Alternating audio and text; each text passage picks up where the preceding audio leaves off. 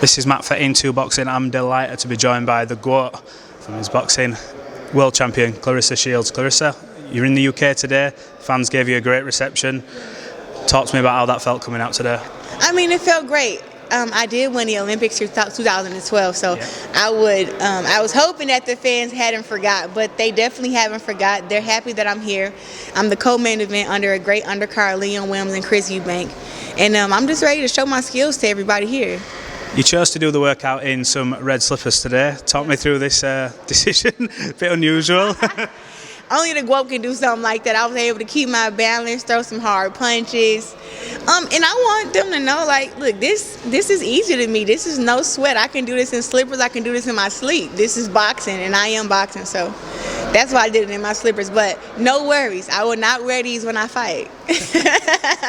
Now, you've brought Gerald Tucker into camp. Obviously, he's was currently working with Floyd Mayweather. I know did you think he was head trainer for the Logan Paul exhibition?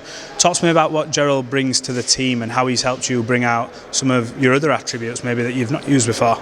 Well, you know, Gerald Tucker, and I call him GT, he's not, he's my second coach, but he's also like one of my best friends. We talk about everything, you know, and he understands my goals and where I want to go in boxing, and he's just a great set of eyes to have on the team.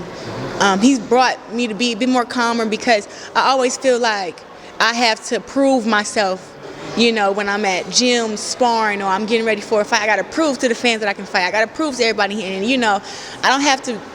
He's made me comfortable enough because one, he works with Floyd Mayweather, and if he tells me, look, you know what you're doing, you got skills, just calm down and do it. I've been able to do it in sparring. I've had over 100 rounds of sparring for this fight with Emma, and which I never really sparred, but Coach GT made sure I sparred this kid. I think like 3-4 times a week, and I think it's going to pay off because I've been able to get inside the ring and add some things that I may have gotten away from to really sit down on my punches and look at the body shots and just use my IQ and not be so worried about trying to prove that I know how to fight. Like it's like I know how to fight. I'm a 12-time world champ. I got the best coaches in the world in my corner. Floyd is coming to my fight. He was in my camp. He watched me box. He watched me train, and that's why he's coming. So it's like it's refreshing to me.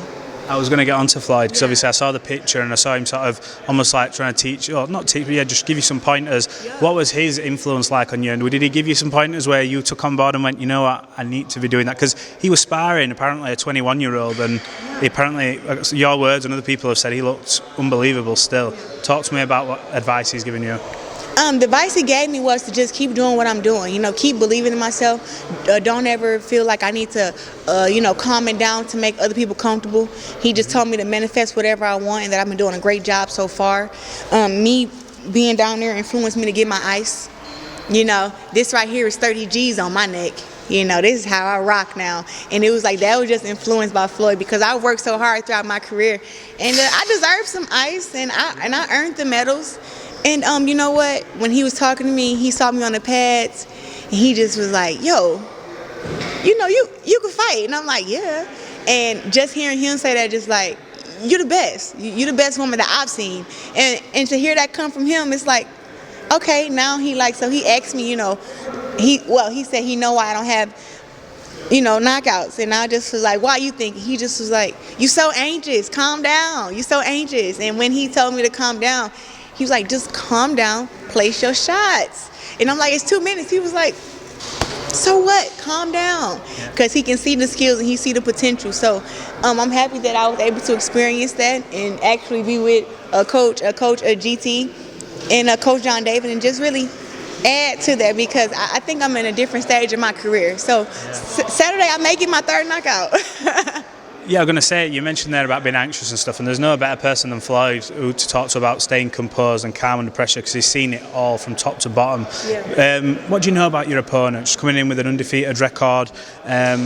She's got everything to gain from this. Let's be honest. You're the superstar in this fight with people who'll be wanting to. She'll see you as a big scalp to take. So, how do you obviously stay motivated to make sure that you don't slip up in this fight to her?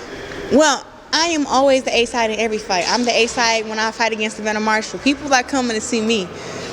It's a huge opportunity for her, a huge opportunity for anybody. So I know that I haven't really paid too much. I watched her film, but I didn't I'm not going to dwell on her film for a few reasons, because the film is not showing me how she would come if she was fighting me. She's fighting against somebody that can hurt her, somebody who is have a reputation of dropping girls with body shots, a reputation of hitting girls with big right hands.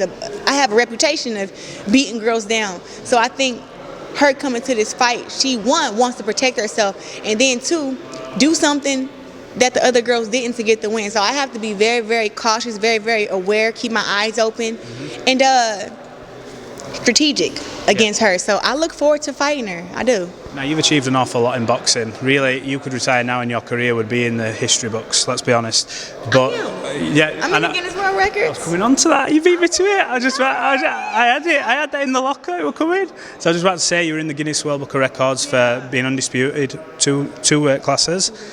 What would a victory over, not this opponent, because this is all leading to that big clash with Savannah Marshall. Been a bit of back and forth on Twitter. She's said pillow fists, you go back to, you're both having a bit of a spat on Twitter.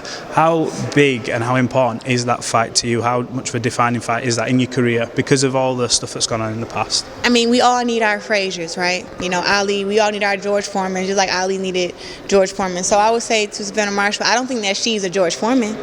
I'm definitely Ali though, but I look forward to fighting her. Is the fight going to solidify me as the GWOAT? No, I'm already that. I'm already solidified as that.